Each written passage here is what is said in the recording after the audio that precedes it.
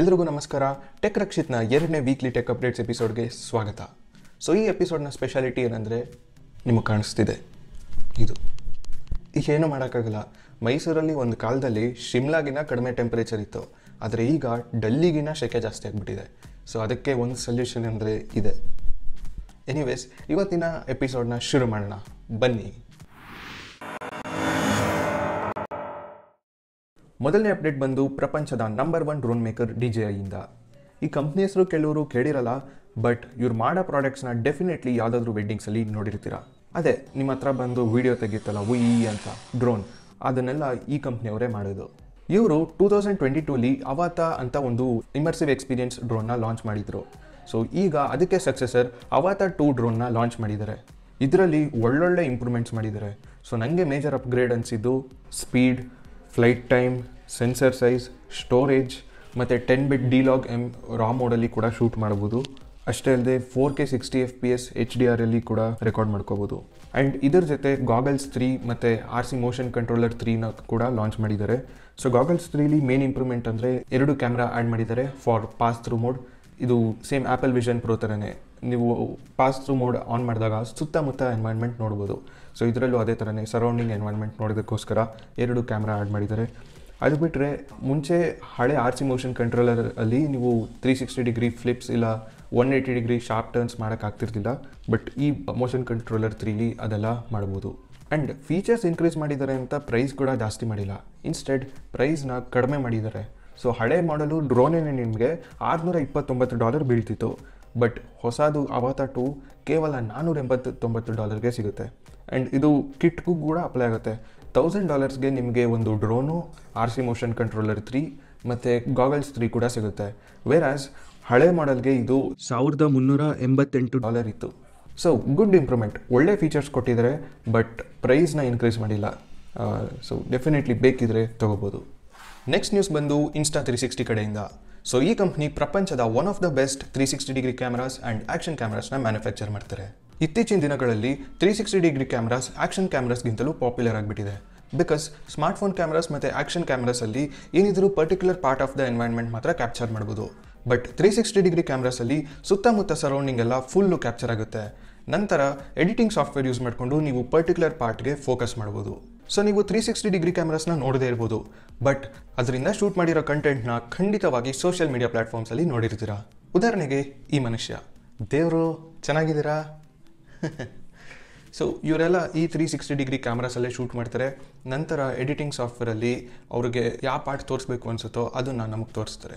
So Insta360 ಅವರು ಅವರ next 360 degree camera X4 ಮಾಡೆಲ್ನ April 16th launch ಮಾಡ್ತಿದ್ದಾರೆ. ಆ್ಯಂಡ್ ಬೇಸ್ಡ್ ಆನ್ ಲೀಕ್ಸ್ ನನಗೆ ಗೊತ್ತಾಗಿರೋದು 2 improvements.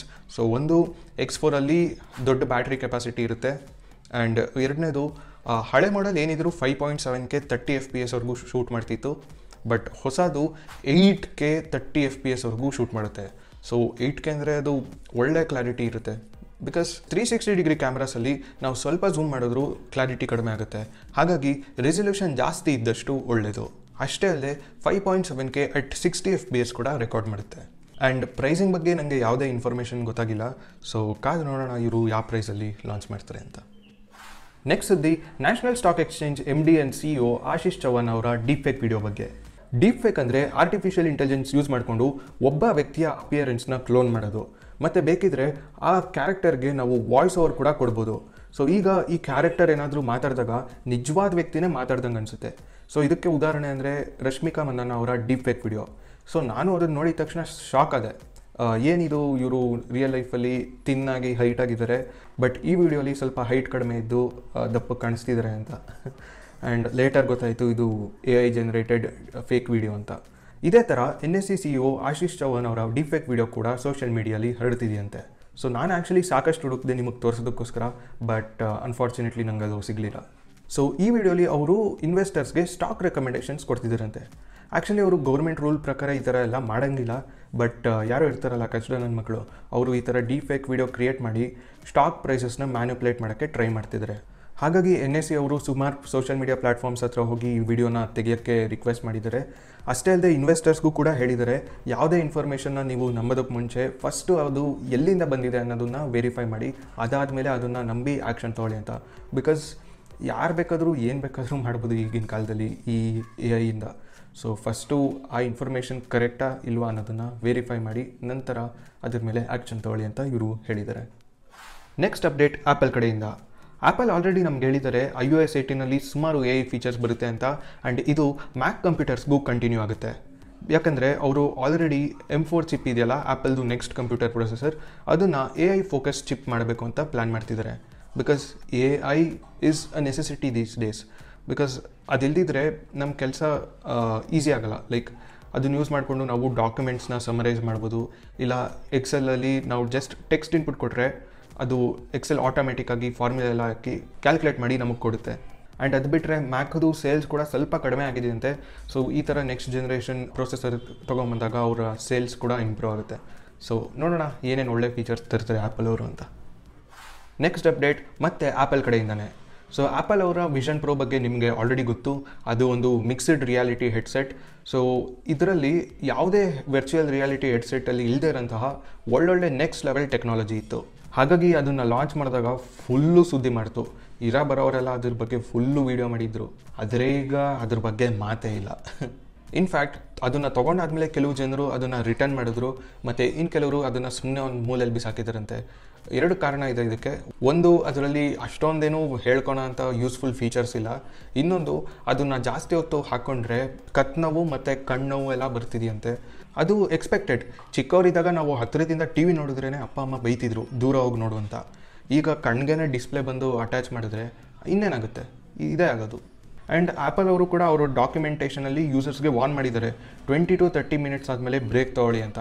ಆಮೇಲೆ ಇನ್ ಕೇಸ್ ನೀವು ಇದನ್ನು ಹಾಕ್ಕೊಂಡಾಗ ನಿಮಗೆ ಕಣ್ಣೋವು ಇಲ್ಲ ತಲೆನೋವು ಆ ಥರ ಏನಾದರೂ ಆದರೆ ಇದನ್ನು ತಕ್ಷಣ ಬಿಚ್ಚಾಕಬೇಡಿ ಅಂತ. ಆ್ಯಪಲ್ ಅವ್ರಿಗೂ ಗೊತ್ತು ಅನಿಸುತ್ತೆ ಇದು ಲೈಕ್ ಹಾಕ್ಕೊಂಡಾಗ ಕಣ್ಣು ನೋವು ಬರೋ ಚಾನ್ಸಸ್ ಜಾಸ್ತಿ ಇದೆ ಅಂತ. ಅದಕ್ಕೆ ಅವರು ಡಾಕ್ಯುಮೆಂಟೇಷನಲ್ಲಿ ಇದನ್ನು ಕೊಟ್ಟಿದ್ದಾರೆ.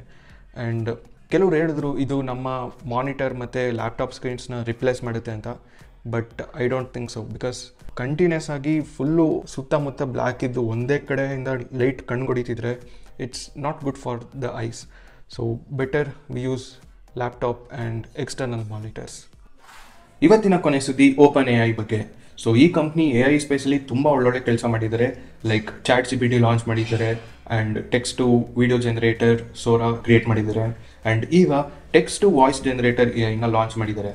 ಸೊ ಇದೇ ವರ್ಕ್ ಆಗುತ್ತೆ ಅಂದರೆ ನೀವು ನಿಮ್ಮ ವಾಯ್ಸ್ನ 15 ಸೆಕೆಂಡ್ ಆಡಿಯೋ ಕ್ಲಿಪ್ ಈ AIಗೆ ಕೊಟ್ಟರೆ ಸಾಕು, ಅದು ನಿಮ್ಮ ವಾಯ್ಸ್ನ ಕ್ಲೋನ್ ಮಾಡ್ಕೊಳ್ಳುತ್ತೆ. ನಂತರ ನೀವು ಟೆಕ್ಸ್ಟ್ ಇನ್ಪುಟ್ ಕೊಟ್ಟರೆ ಸಾಕು, ಆ ಟೆಕ್ಸ್ಟ್ನ ನಿಮ್ಮ ವಾಯ್ಸ್ನಲ್ಲೇ ಓದುತ್ತೆ. ಸೊ ಇದೇಗಿರುತ್ತೆ ಅಂದರೆ ನೀವೇ ಮಾತಾಡ್ದಂಗಿರುತ್ತೆ, ಅಷ್ಟು ಅಕ್ಯುರೇಟ್ ಆಗಿ ಈ ಕೆಲಸ ಮಾಡುತ್ತೆ. ಬೇರೆ AI ಟೂಲ್ಸ್ ಕೂಡ ಇದೇ ಥರನೇ, ಬಟ್ ಅದಕ್ಕೆ ತುಂಬ ಡೇಟಾ ಬೇಕಾಗುತ್ತೆ ಟ್ರೈನ್ ಆಗೋಕ್ಕೆ. ಆದರೆ ಇದಕ್ಕೆ ಕೇವಲ 15 ಸೆಕೆಂಡ್ ಆಡಿಯೋ ಕ್ಲಿಪ್ ಸಾಕು ಅಷ್ಟೇ. ಆ್ಯಂಡ್ ಸದ್ಯಕ್ಕೆ ಇದನ್ನು ಪಬ್ಲಿಕ್ಗೆ ಬಿಟ್ಟಿಲ್ಲ, ಕೇವಲ ಸೆಲೆಕ್ಟೆಡ್ ಸೆಟ್ ಆಫ್ ಯೂಸರ್ಸ್ ಮತ್ತು ಕಂಪ್ನೀಸ್ಗೆ ಆಕ್ಸೆಸ್ ಕೊಟ್ಟಿದ್ದಾರೆ. ಬಿಕಾಸ್ ಇನ್ನು ಇವರು ಈಗ ಅನಲೈಸ್ ಮಾಡ್ತಿದ್ದಾರೆ ಈ AIನ ಕೆಟ್ಟ ಯೂಸು ತಡೆಯೋದು ಹೇಗೆ, ಮತ್ತು ಈ AIಯಿಂದ ಜನರೇಟ್ ಆಗಿರೋ ಕಂಟೆಂಟ್ನ ಕಂಡುಹಿಡಿಯೋದು ಹೇಗೆ. ಸೊ ಈ ಥರ ಎಲ್ಲ ಟೂಲ್ಸ್ ಮೇಲೆ ಏನೋ ವರ್ಕ್ ಮಾಡ್ತಿದ್ದಾರಂತೆ. ಸೊ ನೋಡೋಣ ಯಾವಾಗ ರಿಲೀಸ್ ಮಾಡ್ತಾರೆ ಜನರಲ್ ಪಬ್ಲಿಕ್ಗೆ. ಈ ವಿಡಿಯೋ ನೋಡಿದ್ದಕ್ಕಾಗಿ ಧನ್ಯವಾದಗಳು. ಈ ವಿಡಿಯೋ ನಿಮಗೆ ಇಷ್ಟ ಆಗಿದ್ದರೆ ದಯವಿಟ್ಟು ಇದನ್ನು ಲೈಕ್ ಮಾಡಿ ಮತ್ತು ಚಾನಲ್ಗೆ ಸಬ್ಸ್ಕ್ರೈಬ್ ಆಗಿ. ನಾನು ಮತ್ತೆ ನಿಮ್ಮನ್ನು ಮುಂದಿನ ವಿಡಿಯೋಲಿ ಭೇಟಿ ಆಗ್ತೀನಿ. ಅಲ್ಲಿ ತನಕ ಜೈ ಹಿಂದ್, ವಂದೇ ಮಾತರಂ.